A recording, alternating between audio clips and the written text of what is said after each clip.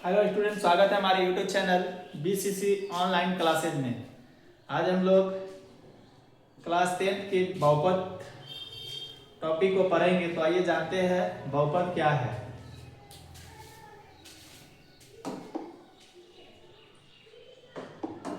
तो बहुपद का परिभाषा करता है, सबसे पहले बहुपद की परिभाषा को देखते हैं। बहुपद का परिभाषा करता है वैसा बीजीय व्यंजक, वैसा बीजीय व्यंजक जिसके चरों का घात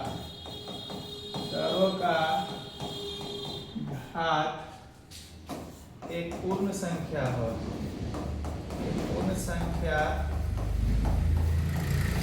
हो, उसे बहुपद कहते हैं, बहुपद कहते हैं।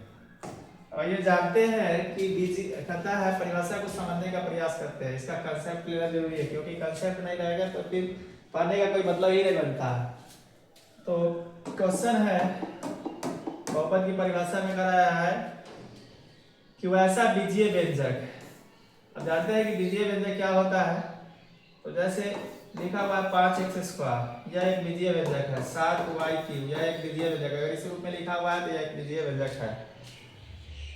तो इस बीजीय व्यंजक में इसे हम चर बोलते हैं, है ना, और इसे अचर बोलते हैं।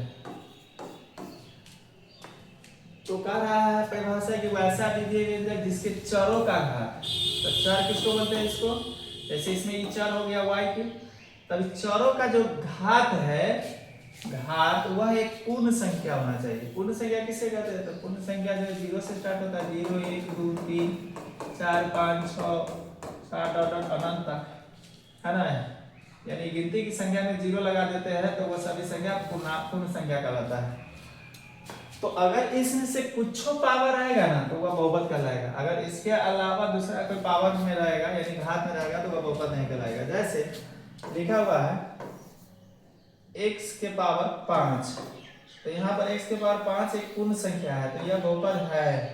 अगर इसी में रहता x के पावर -5 तो ये बहुपद नहीं है।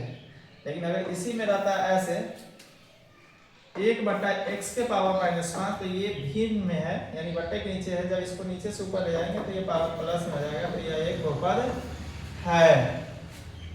इसके अलावा और एग्जाम्पल देखने का प्रयास करते हैं बहुपद का।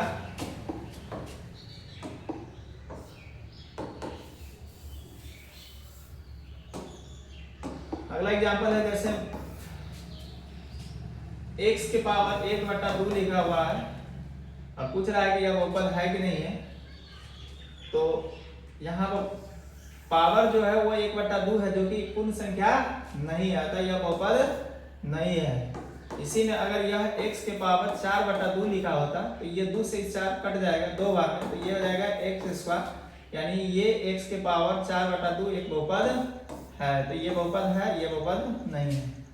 नेक्स्ट, अगर मान लीजिए चर रूट के अंदर में, जैसे लिखा हुआ है x² प्लस √x और -3, तो यहाँ चर जो है वो रूट के अंदर में है ना। तो ये बहुपद नहीं होगा, क्योंकि √x का मतलब होता है x के पावर 1/2। अब यहाँ पावर 1/2 हो गया, जो कि पूर्ण संख्या नहीं है, क्योंकि बहुपद होने के लिए पूर्ण संख्या होना जरूरी है पावर में, घात में। तो अतः यह एक बहुपद नहीं है। अगर इसी में रहता x³ √x² प्लस 4, तो देखिए ये x³ √x² जो कि पूर्ण वर्ग है, x² का वर्गमूल करेंगे तो ये x हो जाएगा और प्लस 4। अब यहाँ पर जो है घात जो है 3 है, यहाँ पर घात ना कुछ है 1 है, और यहाँ पर घात ना कुछ है तो x के पावर 0 है। ये सब का पावर जो है वो पूर्ण संख्या है, अतः यह एक बहुपद है। तो आप लोगों को ये बहुपद समझ में आ गया होगा। मिलते हैं अगले वीडियो में, तब तक के लिए जय हिंद।